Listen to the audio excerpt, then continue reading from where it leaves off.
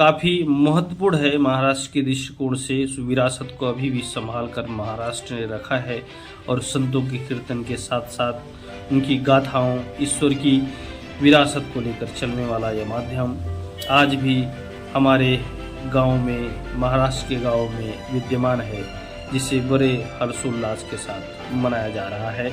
महाराष्ट्र के अधिकांश गांवों में हर साल अखंड हरिनाम सप्ताह मनाया जाता है। इस समय गांव के सभी ग्रामीण विभिन्न संगठन सप्ताह की योजना बनाते हैं। इस अवसर पर आसपास के गांवों के लोगों को भी आमंत्रित किया जाता है।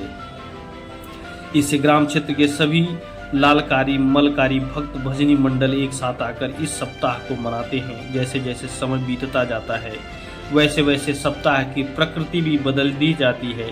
अब इसमें काफ़ी हद तक मॉडर्न टच आ गया है। अखंड हरिनाम सप्ताह को और भव्य और आधुनिक स्वरूप मिल गया, जिसमें सजावट, ध्वनि प्रणाली, भव्य मंच, गांव में बड़े बड़े बैनर, कार्यक्रम, पत्रक, सोशल मीडिया, महाराष्ट्र के प्रसिद्ध कीर्तनकारों, गायकों, वादकों द्वारा मंडियाली टीवी के माध्यम से सीधा प्रसारण किया जाता है। अभी इस हफ्ते का शेड्यूल खास रहता है। ट्रेन की शुरुआत में भजन पंक्तियाँ, फिर उन सभी के फोटो और नाम हैं जिनके आशीर्वाद और मार्गदर्शन से यह सप्ताह चलता है।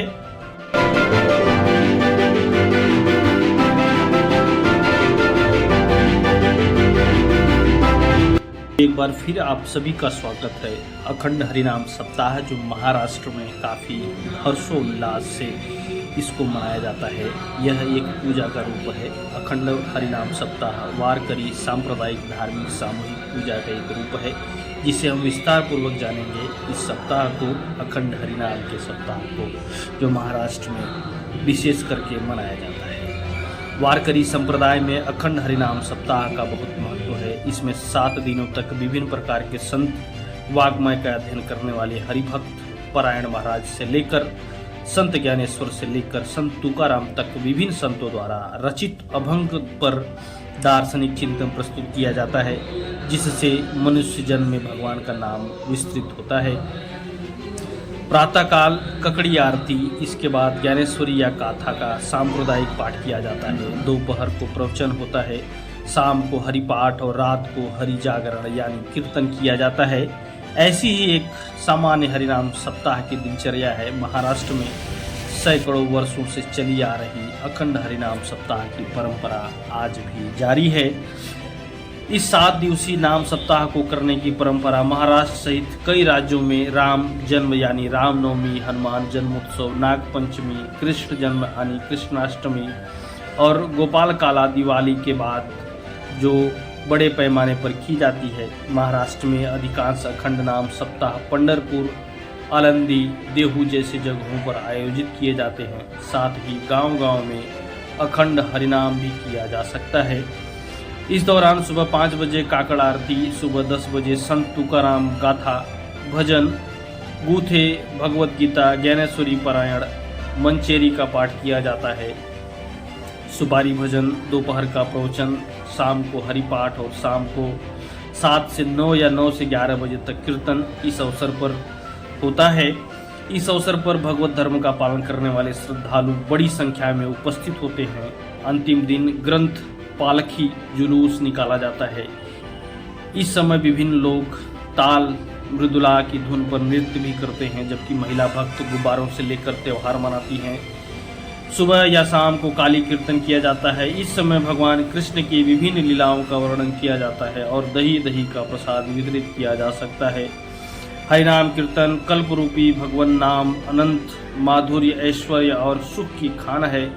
नाम और नामी से अभिन्नता होती है। नाम जप करने में जापक में नामी के स्वभाव का प्रत्यारोपण होने लगता है और जापक के दुर्गुण, दोष, दुराचार मिटकर दैवी संपत्ति के गुणों का ध्यान और नामी के लिए उत्कट प्रेम लालसा का विकास होता है।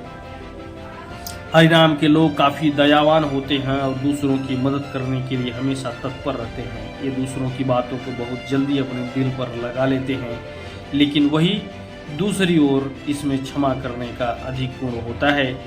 महाराष्ट्र संतों की भूमि है, इसलिए इस भूमि को सच्चे अर्थों में संत परंपरा का संस्कार मिला है। संत परंपरा के कारण महाराष्ट्र को एक महान विरासत मिली है। इस माध्यम से इस वारकरी संप्रदाय को वास्तव में पूरी दुनिया तक पहुंचने में मदद मिली। संत ज्ञानेश्वर, संत एकनाथ, संत गोरा कुम्हार, संत चोखा मेला, संत जनाबाई, संत तुकाराम, संत नामदेव, संत निवृत्तिनाथ, संत मुक्ताबाई, संत सांवला माली, संत गोपाल देव सहित अनेक संतों ने अपने माध्यम से समाज को सकारात्मक दिशा देने का काम किया। अभंग और निरूपण संत नामदेव महाराज के प्रथम कीर्तनकार के रूप में इस परंपरा की शुरुआत की गई। इस समय ज्ञानोबाई राई लालकारी के रूप में कार्य करेंगे और गोरोबा काका नामदेव राय का समर्थन करने के लिए पखाबज बजाएंगे। इस समय इस कीर्तन चंद्रभागा के मरुस्थल में किया जाता है। यहीं से सच्ची वारकरी कीर्तन परंपरा की शुरुआत हुई। यह परंपरा आज तक जारी है। इसी समय ज्ञानेश्वर के संत साहित्य में काव्य लिखना प्रारंभ किया। यहीं से ज्ञानेश्वरी और गाथा का पाठ शुरू हुआ। प्रारंभ में पारायण का पाठ व्यक्तिगत रूप में किया जाने लगा। समय के साथ विष्णु बुआ, जोग महाराज, मामा साहेब दांडेकर ने इस पारायणों को सामूहिक रूप से प्रदान किया और पारायण के 7 दिन सामूहिक रूप से किए जाने लगे। यह सही मायने में 7 दिवसीय अखंड हरिनाम सप्ताह की शुरुआत थी। संत वारकरी संप्रदाय की पूजा है। इन 7 दिनों में लगातार संतों के नाम पर जाप किया जाता है। अंत में जय विठ्ठल, जय हरि विठ्ठल के नाम से जाप कीर्तन होता है। महाराज बैठते हैं, उपस्थित महाराज का आशीर्वाद लेते हैं। इस समय आयोजक अगले दिन के कार्यक्रम की जानकारी देता है और अगले दिन कीर्तनकारों के नाम भी बताए जाते हैं। सब 7 दिवसीय सप्ताह के विभिन्न महाराजाओं के कीर्तन किए जाते हैं। सप्ताह का समापन कालिया कीर्तन के साथ होता है। इस समय श्री कृष्ण के जीवन की महत्वपूर्ण घटनाओं के बारे में बताया जाता है। आमतौर पर अंतिम दिन के कीर्तनकार वही रुकते हैं और अगली सुबह काली कीर्तन करते हैं। यही कीर्तन सुबह करीब 10 बजे शुरू होता है। इस कीर्तन की गौलानियाँ कृष्ण की विभिन्न चीज़ों का वर्णन करती हैं। अंत में दही चढ़ाने वाले मटके को फोड़कर काला का उत्सव मनाया जाता है। दोपहर को सभी ग्रामवासियों को महाप्रसाद दिया जाता है। इस अवसर पर आयोजकों की ओर से सप्ताह में योगदान देने वाली मंडलियों का धन्यवाद करते समापन सप्ताह का किया जाता है।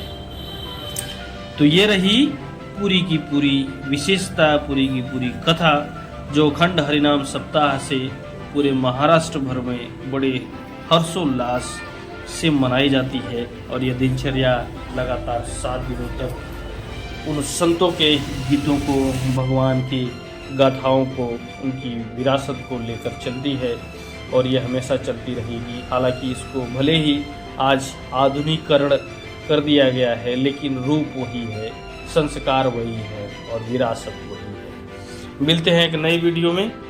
धन्यवाद।